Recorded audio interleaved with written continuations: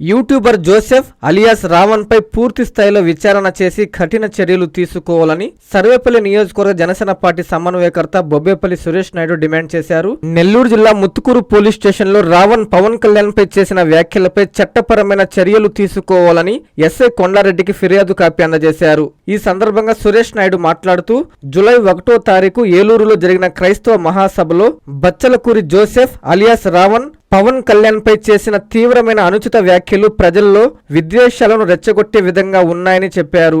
మతాల మధ్య చిచ్చు పెట్టే విధంగా మాట్లాడితే ఎవరికైనా సరే ఇలాంటి చర్యలు తప్పవనే విధంగా చర్యలు చేపట్టాలని ఆయన కోరారు. ఈ కార్యక్రమంలో సీనియర్ నాయకులు షేక్ రహీం, శివరాత్రి సందీప్, సందూరి శ్రీహరి, జానీభాయ్, సీనయ్య, రమేష్, ఎంవి సాయికృష్ణ, పలాల సీను తదితరులు పాల్గొన్నారు.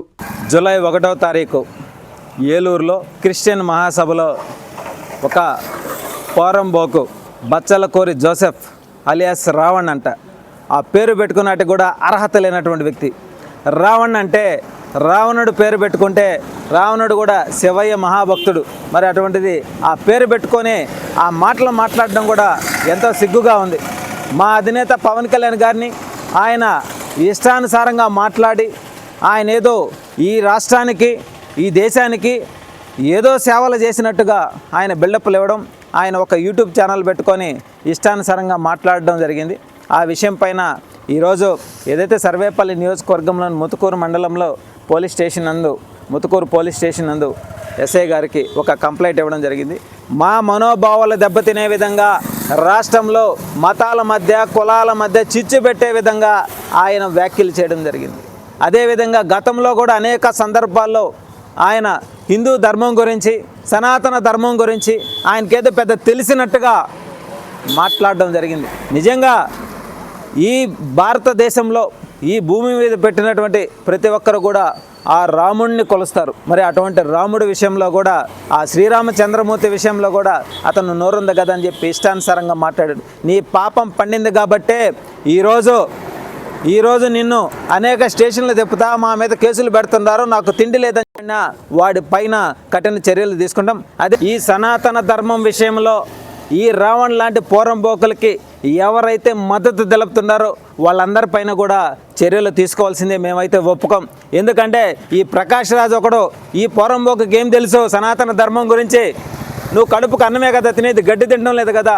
అదేవిధంగా ఈ జడ్డు శ్రావణ్, మరి ఇతను కూడా ఇష్టానుసారంగా ఈయనకు మళ్ళీ లాయర్ కోర్టు ఒకటి దండగా, ఒక లాయర్ వృత్తిలో ఉండి ఒక రాజకీయ పార్టీ పెట్టి ఏం మాట్లాడాలో, ఎలా మాట్లాడాలి, ఎప్పుడు మాట్లాడాలో తెలీదు. మళ్ళీ ఆయన గురించి, ఆయన భార్య గురించి, ఆయన ఏ కులానికి సంబంధించిన వ్యక్తి గురించి కూడా మాట్లాడే స్థితిలోకి దిగజారిపోయి ఈరోజు రాష్ట్రంలో కులాల మధ్య మతాల మధ్య రెచ్చగొట్టే విధంగా మీరు చేసినటువంటి వ్యాఖ్యలు నిజంగా సోషల్ మీడియా పరంగా కావచ్చు ప్రజలని ఇబ్బంది పెట్టే విధంగా రాబోయే తరాలకు ఏం మెసేజ్ ఇవ్వాలనుకున్నారో అర్థం కాని స్థితిలో ఉంది.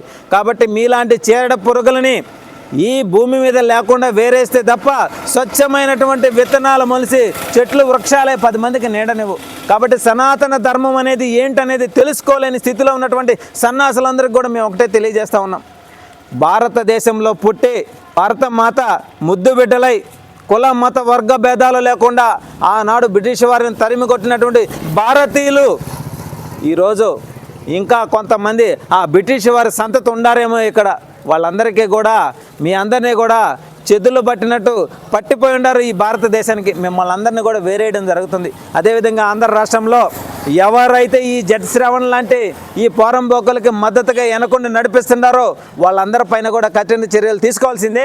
వాళ్ళ వీడియోలను షేర్ చేసే వాళ్ళ మీద, అతనికి మద్దతు తెలిపే వాళ్ళ మీద చర్యలు తీసుకునేంత వరకు మేమైతే ఉపేక్షించామని చెప్పి మనస్ఫూర్తిగా తెలియజేస్తూ మా అధినేత పవన్ కళ్యాణ్ గారిని, అదేవిధంగా హిందూ ధర్మాన్ని, అదేవిధంగా సనాతన ధర్మాన్ని, హిందూ దేవుళ్ళ మీద కాంట్రవర్సీలు కానీ చేస్తే మాత్రం ఎవరిని ఉపేక్షించాం. గతంలో అనేక సందర్భాల్లో కూడా చెప్పాం. ఎస్సీల పైన, ఎస్టీల పైన, డాక్టర్ల పైన దాడులు జరిగి పార్సిల్ చేసి చంపేస్తే మాత్రం ఆ రోజు లేవని ఈ గొంతులు, ఈ ధర్మానికి గురించి మాట్లాడే ఈ సన్నాసులు మరి ఈరోజు నోరు లేసి ఆడుతూ ఉంది.